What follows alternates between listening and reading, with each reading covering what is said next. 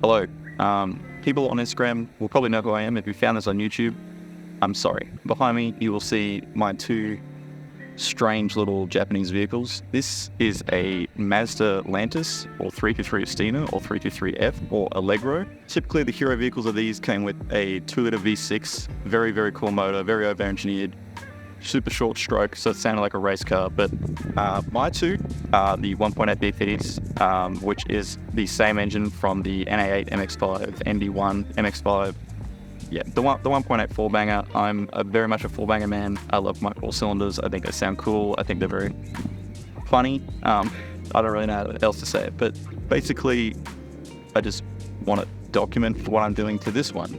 The white one is my daily. I use this for everything. Run around, work, put heaps of parts in the back of it and bottom out the suspension. It's just that kind of car, and I thought I should probably stop using it to that level. So I bought this kind of for that reason. Originally, I was wanting a heap of parts off this thing, and the dude wouldn't budge, but that's okay. And eventually I caved and I went and looked at the car, and I realized why he didn't want to part this thing out. It's very close to completion. It looks like it isn't, but it definitely is. This starts, runs and drives, and it's just in pieces. It needs to be put back together. It needs to be painted. We'll go over everything, but I just want to document really my process of bringing this back to life. The plan is this is just going to be a street legal race car. Essentially, I want to be able to take it to the track, do stuff in it where, if I break something or hit a wall, I don't have to be like, oh shit, I have to drive this to work tomorrow and, the front wheel's missing, that means this one can get treated a bit better and I don't thrash it everywhere because I feel like it. But also I guess we'll be updating this one much along the process as we transfer some parts from the blue one over to the white one. It looks very grey. It is blue. I do promise that. We'll go over it in a second. People who know me will know I am not mechanically minded at all. I've got literally no idea what I'm doing. I'm just gonna go along and figure it out. I know stuff to some extent, like putting body panels back together and very easy stuff like that. But I want to do as much as I possibly can with this thing myself. No matter what it is, this usually just goes to a shop to get stuff done because I don't want to break it and it's in very good condition and I don't want to ruin that. So yeah, let's look at the funny gray blue car. I'm kind of going nowhere with this, eh? We should probably go over what is covered on this car and what isn't. So obviously not painted, obviously missing stuff, but yeah, it's all sanded and ready for paint. It's got some minor rust spots up here that I'll have to sand out and sort those out pretty quickly. I don't really want to leave them sitting there too long. It's a pretty nuts dent from when it hailed grapefruit. It also there's a chip in the windscreen somewhere which may cause issues later, but we'll cross that bridge when we come to it. The main goal, first thing for this, is to literally just get it on the road because it runs fine. Like, it's great. 129,000 Ks on the motor, which is like 100,000 Ks less than this one. So it has a very healthy engine in it, for what I can tell so far. Famous last words, but I think it's going to be okay. So what else has been done with this? Basically, a lot of big ticket expensive items are finished. It's got BC Racing Reds, which is the same as this white one. Say what you want about BCs, I think they're great. Entry level suspension, so very easy to adjust all the settings on them. And very noticeable gains to how your car handles. So I think they're great. You'll notice that these wheels are absolutely huge and don't even fit in the guard on this side. That would be because these are massive. I'm pretty sure these are 18s. They're huge. These are the biggest wheels I've ever owned. But yeah, these are very, very cool wheels. They are Arrow Gewalt racing mesh. Very old school wheel. It took me a while to find them. I had to reverse image search these and figure it out. And then we could only really confirm from there's some very small writing on these bolts here that say Arrow. There we go. If it focuses, but Yeah, my my original reaction was, they look like Work VS MX, but they're not. They're the Arrows, which I think are much cooler, but I'm also a massive nerd who just loves random niche Japanese car bits. So why are these wheels so massive? That would be because they have to fit around these absolutely ginormous Mazda 6 MPS brakes. I've heard of this conversion quite a bit from people in the forum about these cars. I need to actually figure out how easy it was to put these on. A lot of people say it's very easy, but these brakes are massive. Like, these are bigger than R33 Skyline brakes, and they stop on a dime. I drove this thing off the tow truck and I tapped the brakes and nearly went through the windshield. So yeah, obviously with that means that this guard will need to be rolled. It's already started to be pulled here from the previous owner. But we'll have to pull this out because this one here has already been done. And you can see the wheel fits nicely under there. So the goal will be to get the other guard like this. I'm very grateful that one's done, so I know what it looks like and how to go about it. Yeah, it's also got Ultra Racing rear cradle brace. It's probably going to be a bit hard to see. You can kind of see it, yeah. Ultra Racing rear cradle brace and a White Line rear sway bar. I did not even know White Line made sway bars for these. I know Ultra Racing do, but they're a pre-order part because no one buys them, funnily enough. I need to preface this, I've never driven this, like, other than moving it around the driveway to either charge the battery or get it off a tow truck. So I'm very excited to actually figure out how it feels and handles. That's why I want to get it road registered as fast as possible, because there's also stuff that needs to happen to this one. So yeah, I want to have something I can run around in while this is away, getting more important stuff done that I've been putting off for so long because I don't have another car.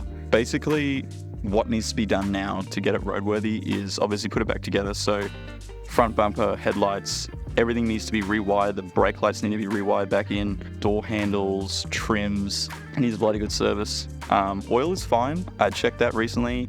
Put new fuel in it. That's also good. I want to get new spark plugs. New leads. We'll also need some new radiator hoses. Obviously, this sanding stuff up here will need to be done. The car doesn't need to be painted to get registered, so I just want to get it registered as fast as possible.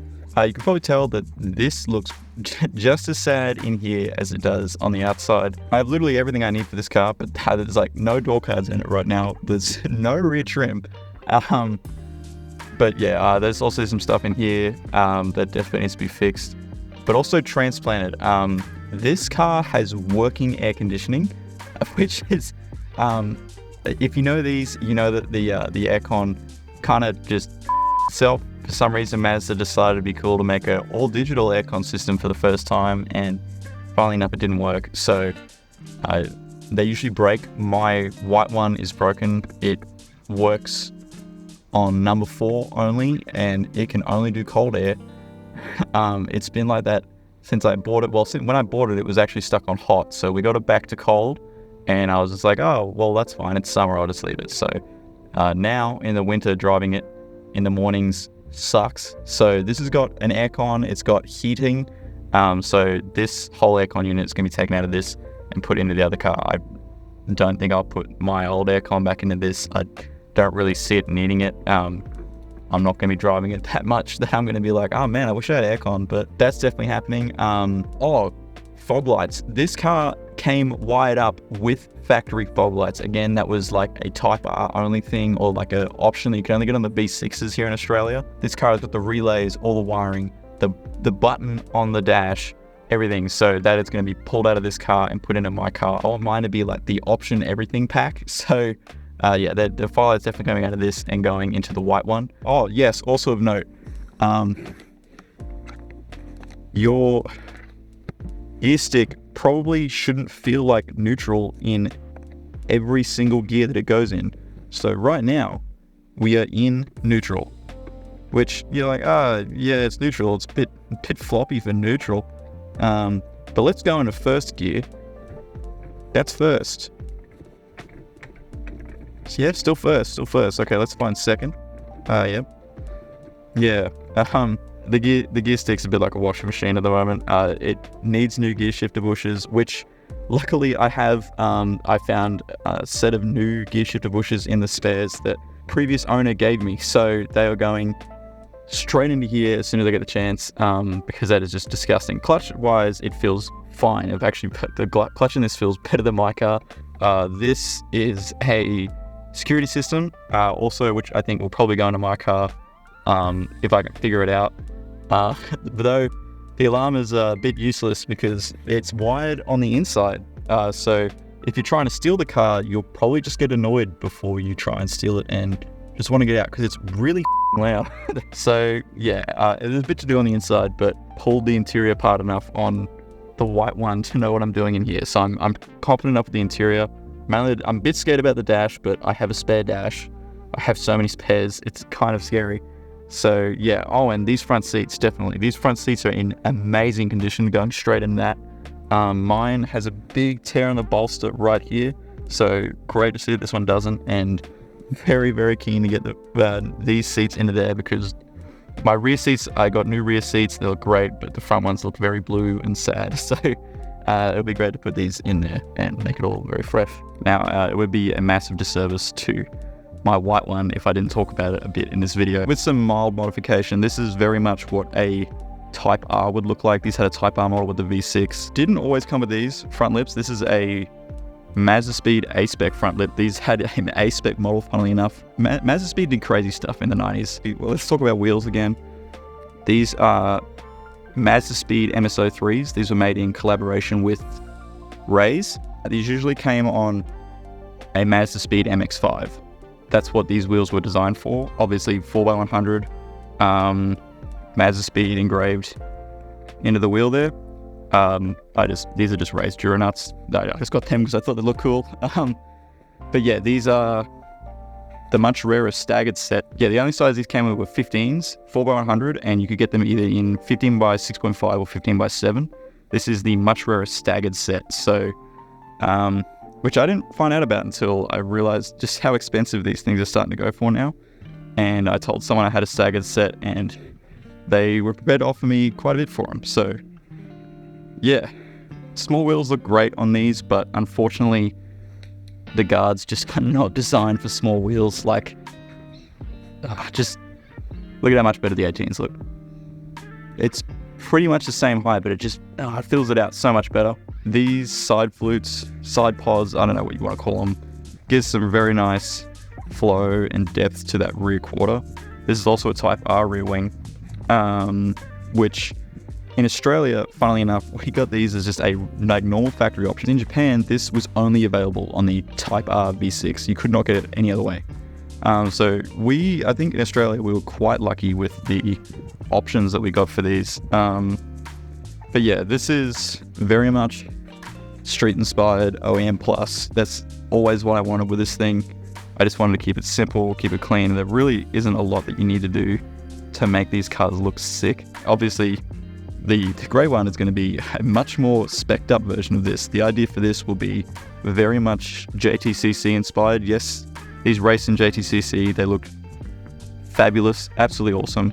So that's the idea for the blue one. But this will probably stay mostly the same. Obviously, front lip's going to get painted. I have a few other things that I do want to get for this, but they're kind of on the back burner now that this is here because I really just want to get this sorted.